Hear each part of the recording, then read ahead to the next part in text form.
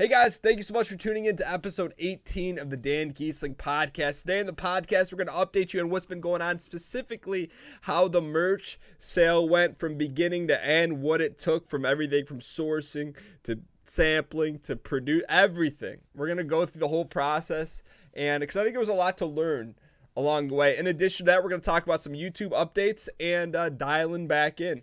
But before we get into that, I know we're about a week or so away, but I just want to wish everyone Merry Christmas and Happy Holidays. Hope you guys enjoy your downtime. If you have downtime, sitting by the fire, cracking open a cold one of eggnog and enjoying your time off. And I think that's, I don't want to get too much into it, but I feel like that's kind of the stage of the year.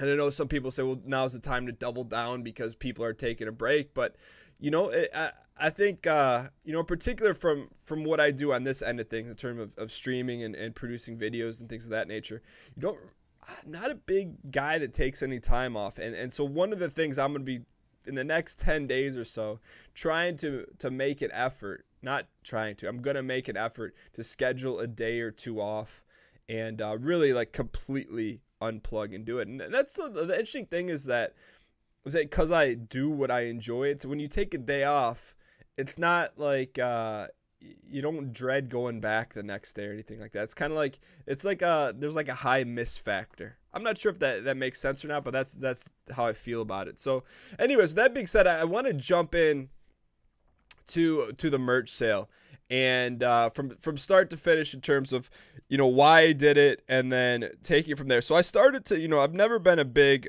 merch individual for selling it on my end for any reason, and I don't know why. Maybe because there's been nothing that I've really felt like was worth selling. I'm not sure people wanted to buy it, but pretty much over the past couple months there was some banter from the community saying, hey Dan, when are you gonna have merch? Are you gonna have merch? So I'm like, okay, look, there's this bug out there, let's go ahead and try to make something that people are going to enjoy. So I started out by entering it with the mindset of wanting to create something that I would wear myself.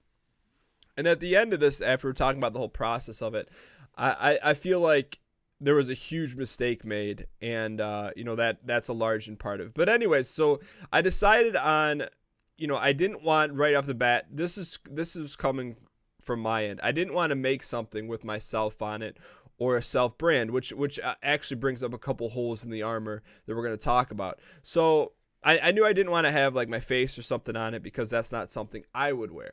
So I decided on a hat early on.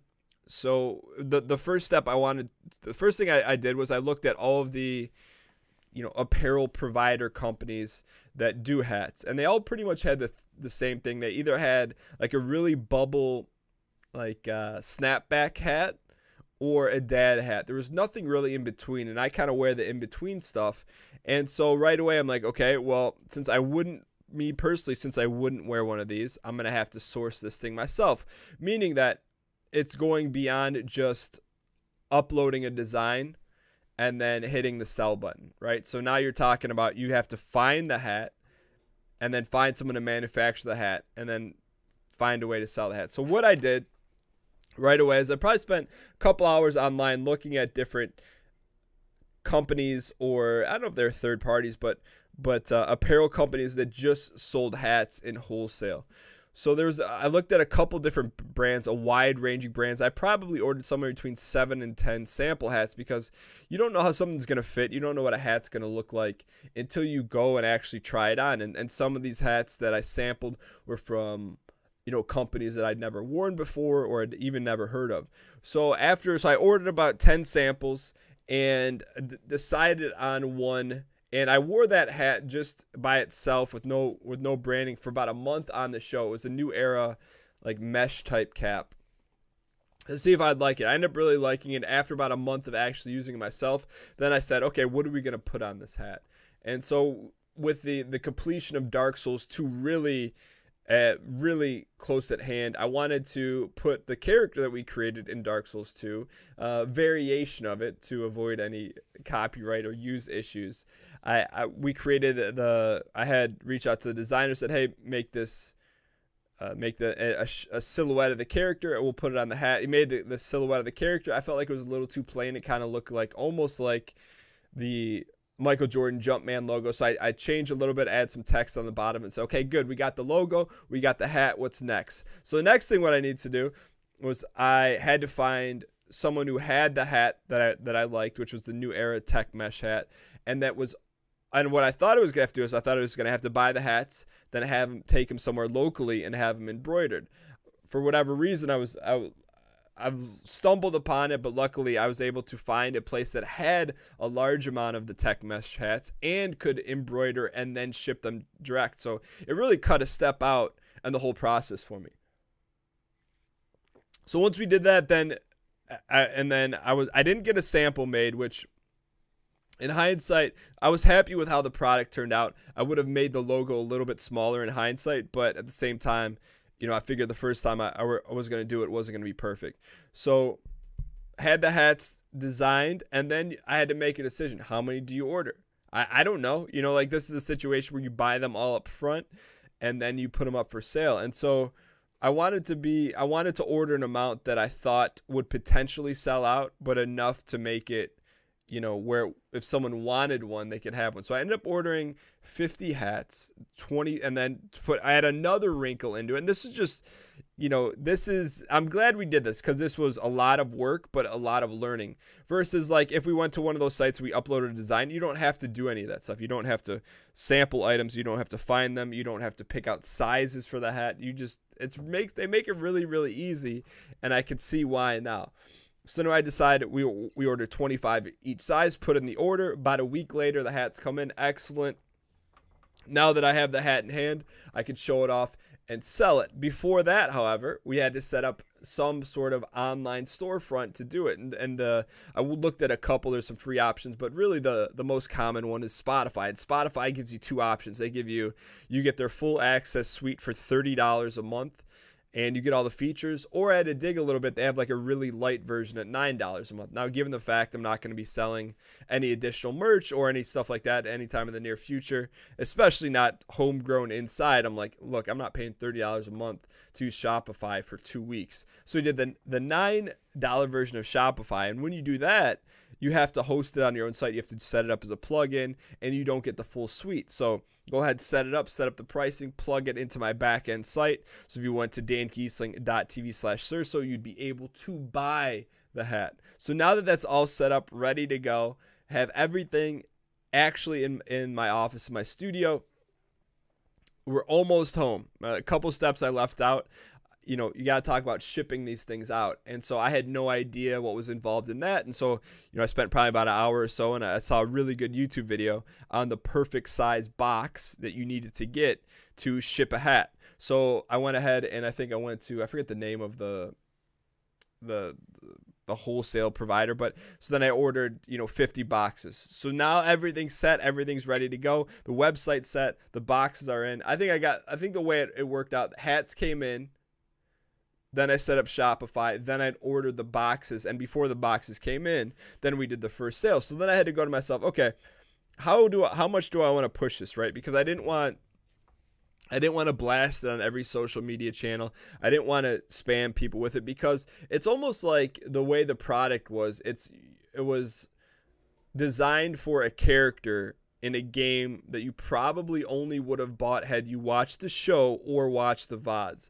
So it's really a limited item in terms of the group of people in the community, and even beyond like the people that follow me on social media would even have an interest in or know what it is. So I decided the only place I was going to talk about it was on the live stream, and in the community Discord, I think I dropped a link or two. So did a quick reveal on a show, set up the orders, and internally,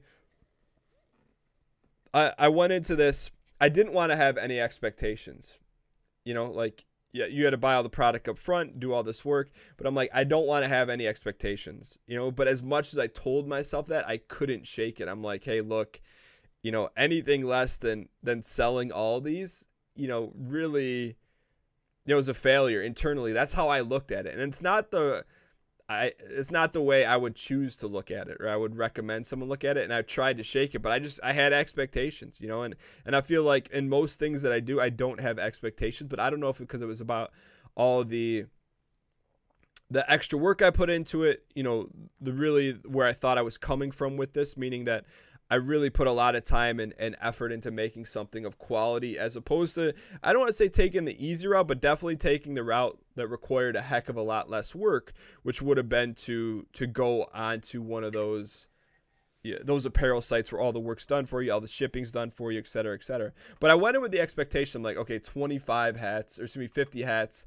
should be, you know, I expect to sell them out. And so we went ahead and we did the first day, and they didn't sell out. I think we sold like 25 or 30, which I don't want this to come from a place of not being grateful. I'm very grateful, you know, that the community is supportive and things like that. But to me, I was like, I went into this design, like, I'm like, okay, the community wants merch, so let me design merch so that they can buy it. And I think a couple things went wrong, and because they didn't sell out, and I'm not selling anymore. I mean, we sold the vast majority of them, and so sold the vast majority of them.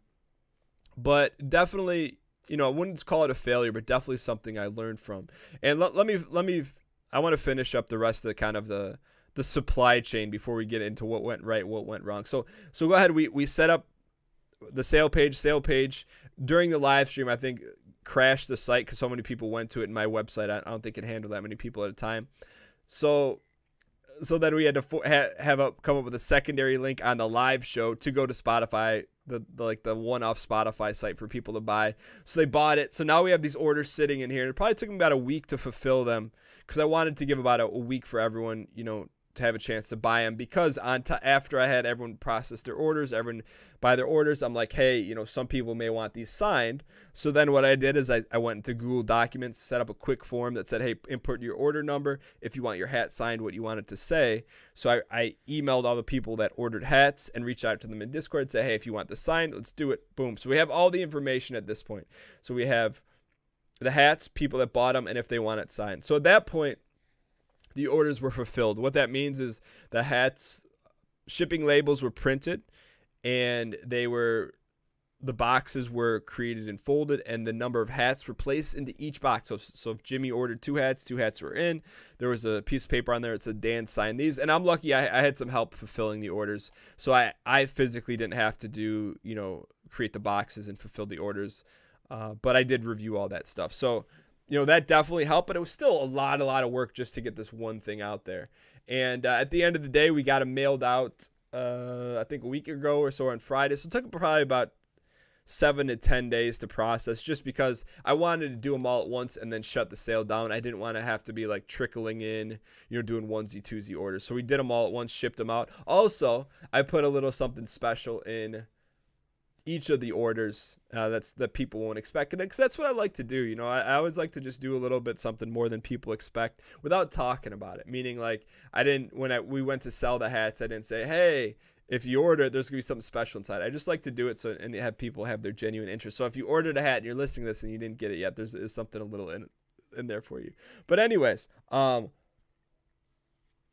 so the hats have been shipped out. That's kind of, this whole project is now done, meaning that I have some hats left over, and I would probably call it, like, from a financial standpoint or back end standpoint, I would say, like, definitely not a loss, but, you know, I'd say probably a break even type thing, which I'm fine with. I'm definitely fine with.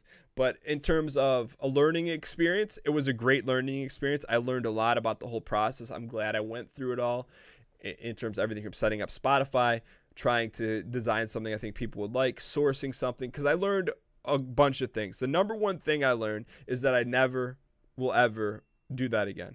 I have no desire whatsoever to do it again, because there's so many options out there that make it easier, that are literally the push of a button and you have it. So that's number one. It will never happen again. So if you ordered a hat, and you know, enjoy it, because there'll be nothing else custom like that ever done. I could promise you that for a fact. Because basically, you know, a couple things, it took up a lot of time. It wasn't part of the normal workflow of what I go through in terms of doing a show, recording videos, running my real life business, you know, doing stuff with the family. It wasn't part of that normal workflow. But at the same time, I knew I was kind of doing it as, like, you know, something I felt the community wanted. So then when I did it, And it was like the community. And like I said, I don't want this to seem ungrateful, because that's not the way. I just want to speak it in a way that really tells how I'm feeling about it, so you guys understand. I just felt like, to my expectations and what I thought the demand was, it didn't sell like I thought. So, and ultimately I point the finger at myself, because the biggest thing that I learned, and it was a huge mistake on my end, is I designed what I thought I would like, or something that I would wear. And what I realized throughout the whole thing is that, and I was watching it when I released the product, people were like, oh, it's a hat. Oh, that, like I would wear something like this. And so in hindsight, I made something that I would want to wear, but it's not what the community wanted to wear. Just because I wouldn't wear something with my name on it or my meme face on it doesn't mean someone else wouldn't, or that that's not what the community wants. So it was a huge, huge, huge learning thing from that standpoint. And definitely my opinion on merch has changed moving from this way forward. And I feel like that's the only way you learn, and that's the only way you can form opinions, and is based on your experience. I had the experience of doing stuff in-house, how I thought it needed to be done, or how I thought it would be something that, because I would like it, the community would like it. And it was really not.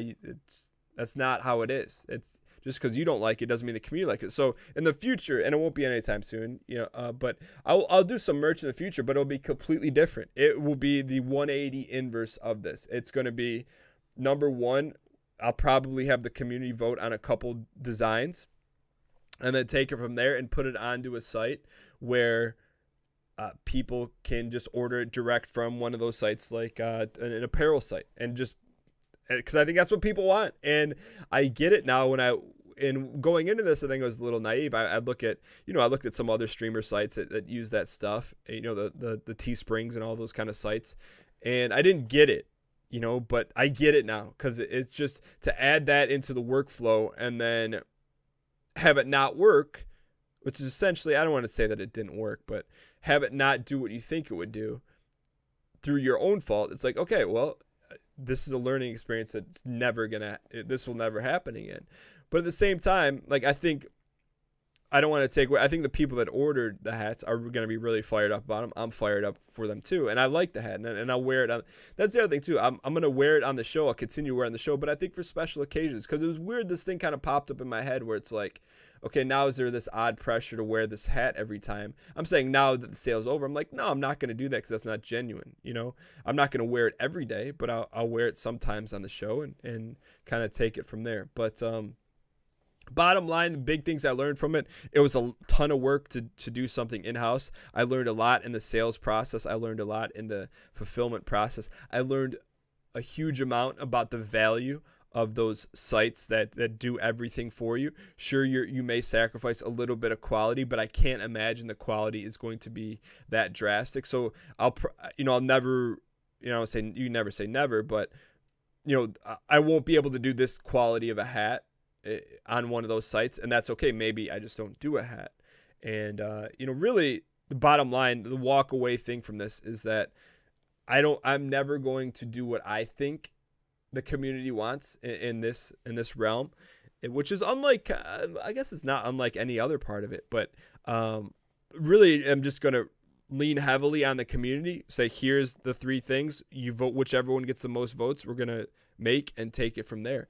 And so like I said, to wrap things up about this, I'm glad I did it, but I can tell you for an nth degree fact, it'll never be done again the way I did it before. And hopefully people learned from that, and I definitely did. And that was the merch experience of 2018. Another thing that it really helped me shed a light on, and I'd say probably after the sale was over, it's like I don't really have a logo.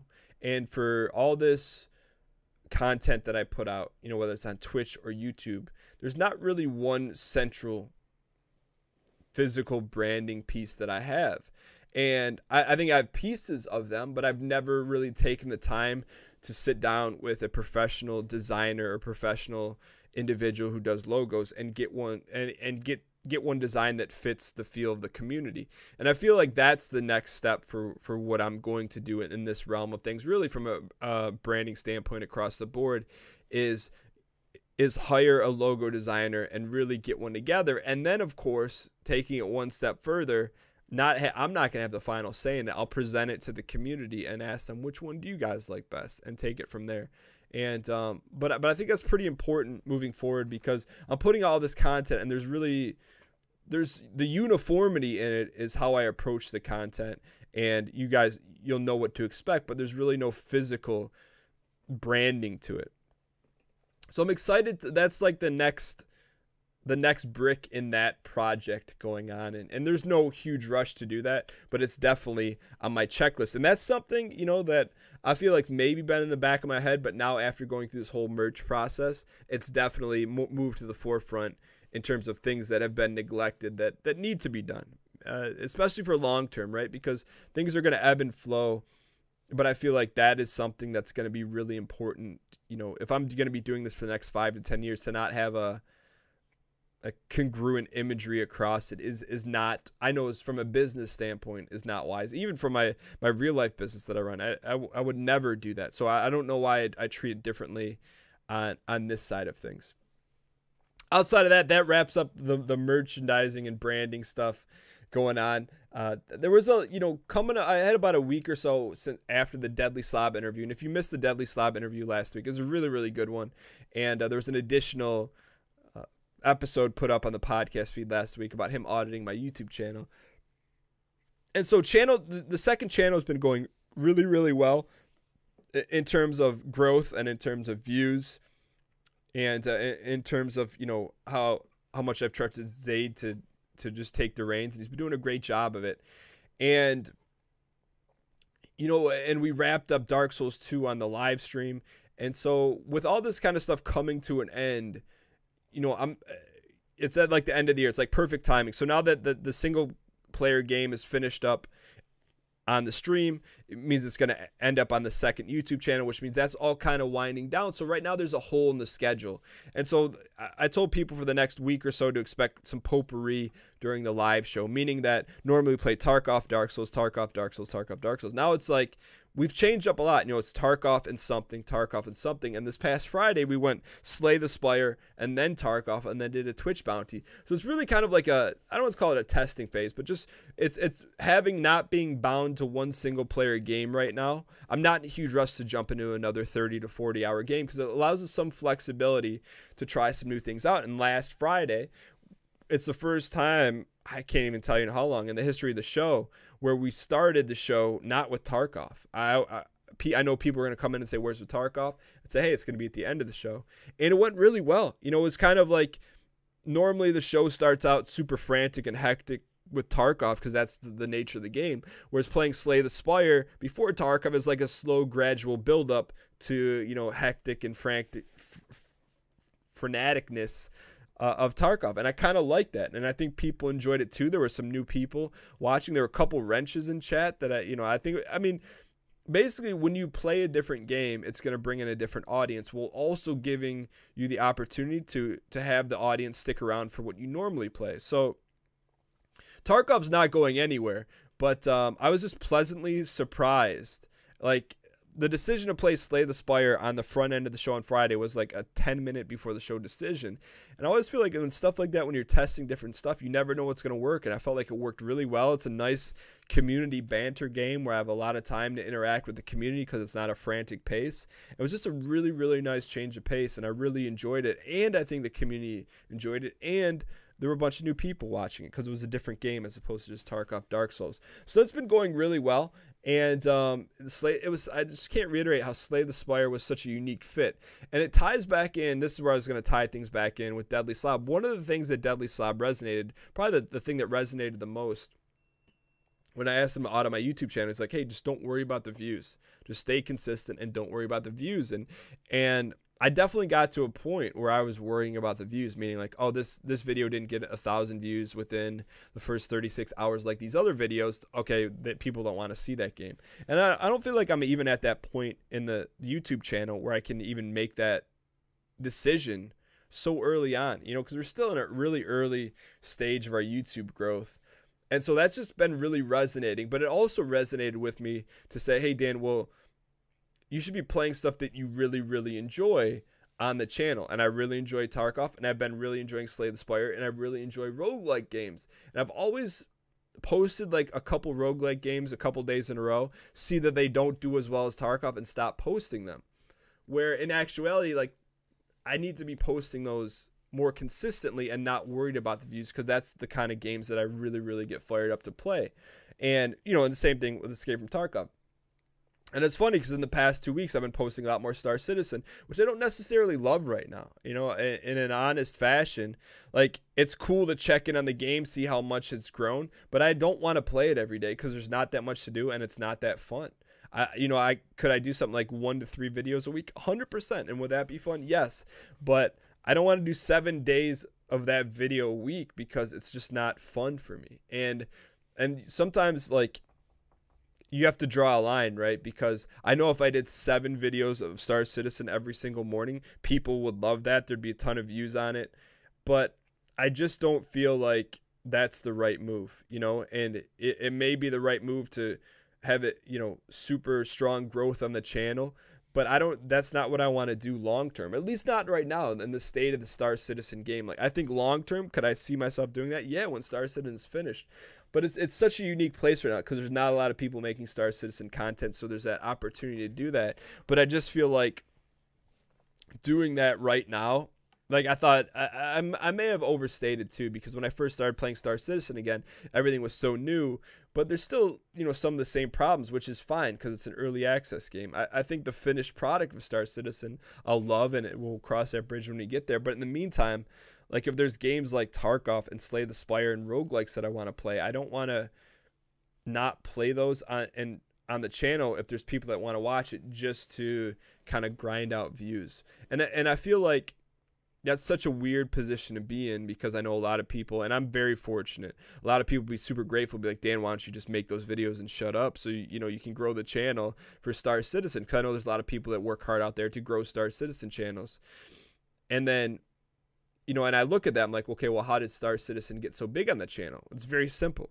I posted a Star Citizen video on the channel every single day for 400 plus days, every single morning, and I didn't miss a day. That's the secret sauce. There is no secret sauce. So to really come to like a full realization, me posting 3 episodes of Slay the Spire in a row, I shouldn't expect people to want to watch that as much as Star Citizen, because I haven't posted 400 days of it. So it's like such a weird like cycle. But at some point, I realized I got to take a step back and say, all right, here's the direction we're going. Here's what I'm going to do. Here's what it's going to look like, and don't deviate from that. And I feel like it's almost like a broken record. If we look at some of these older episodes, you probably hear me say a similar thing, but it's like I'm scaling the mountain right now, and you keep taking one step until you find the right path. And I feel like I'm getting closer and closer to dialing that path, but I'm not entirely here yet. So in my head, loosely, what I have penciled out for the channels is that channel 1 will consist of 2 types of videos, like a Tarkov simulation Star Citizen type game and roguelike games. I feel like that's pretty dialed in and gives me enough flexibility to have fun with the channel and make videos that people know to expect on channel 1. Now channel 2, I got kind of wild there yesterday and the day before, is one of my friends or acquaintances on YouTube. His name's TD Barrett. I saw him posting a lot of NCAA 14, which is one of my favorite video games of all time. It was the last college football game ever created before there was like an Ed O'Bannon scandal, or not scandal. Ed O'Bannon, a former UCLA basketball player, sued the NCAA for allowing his likeness to be in a video game that he didn't get paid for. So really, it put the freeze on any college sports games ever being created, 2014 being the last one. And I saw him posting videos, and a lot of people were watching those videos. I'm like, maybe there's an audience out there for one of my favorite games of all time. So I just started posting some unique content to channel 2. I'm doing a 2018 bowl challenge for NCAA 14. So essentially what that means, I'm going to be playing bowl games that are going to be happening real time with the latest version for the PS3, and just having some fun with it and just trying something new. And it's funny because when I go to record these videos, like, I'm fired up and reading the feedback from episode 1, and people are like, Dan, I've never seen you this dialed. It's because I know what the heck I'm talking about. I coached football. I played, I played every single NCAA football that ever came out. I just really like it. I just never thought there'd be an audience for it. So right now I'm in an exploratory fashion of that. I'm gonna do this bowl challenge. Play at least I think one bowl game per day that's released in the challenge. I don't know if that makes sense, but so like the way the challenge works is that every day there's a bowl game. I'm gonna play one of those bowl games on that day and play them out. So I'd imagine we're probably gonna play somewhere between like 12 and 18 bowl games, something like that.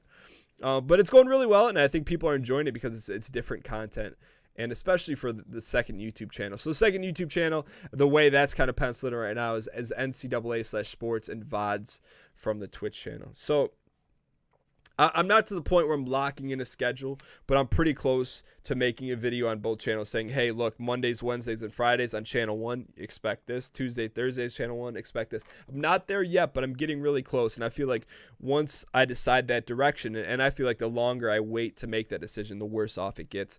But once I lock that in, then it's just head down and go time. And I'm excited to do that, and I feel like at any point that is what the big decision is for any YouTube channel. With that being said, we're gonna transition to the to the Q&A portion of the podcast to wrap things up. And so I asked for a question on Twitter, and there's a couple interesting questions, and let's go with this one. Let's go. This one is from Bobo on Twitter, and he says, what are your top 5 Christmas movies of all time? I can give you my top 2, because there's 2 that come off the top of my head top 3 that I watch every year. I try to watch every year. Number 1 is Planes, Trains, and Automobiles. That's more of a Thanksgiving movie, but it's a holiday movie. It's excellent. If you've never seen it, John Candy, Steve Martin, 100%, you got to see it. There's a legendary scene at the car rental booth. Make sure your little brother's not around when you watch it, but it's a hilarious scene, especially if you've never seen it. The second movie is A Christmas Story. I feel like you can't celebrate Christmas without watching that movie. And the third would be Home Alone. So those are my top 3. Bobo, thank you so much for the question. We went lighthearted. It's a holiday season, and in the future, there's some deeper questions. Like Useless Fodder says, can you talk more about stream family balance? I'll do those in future episodes. I'm gonna heart some of these live questions on Twitter. But anyways, thank you guys so much for listening to the podcast. Hope you guys enjoyed this episode. If you guys did, the best thing you can do is share it with your friends, neighbors, enemies, frenemies, and would have some interest in this kind of space and learning about the process of building a YouTube channel, a Twitch channel, and hopefully guys, like, my goal for this is that you guys always take something away from it, even if you have no desire to be in that space, but maybe you learn from the process nonetheless. Thank you guys so much for listening. Hope you guys enjoyed it, and I will see you guys next Monday.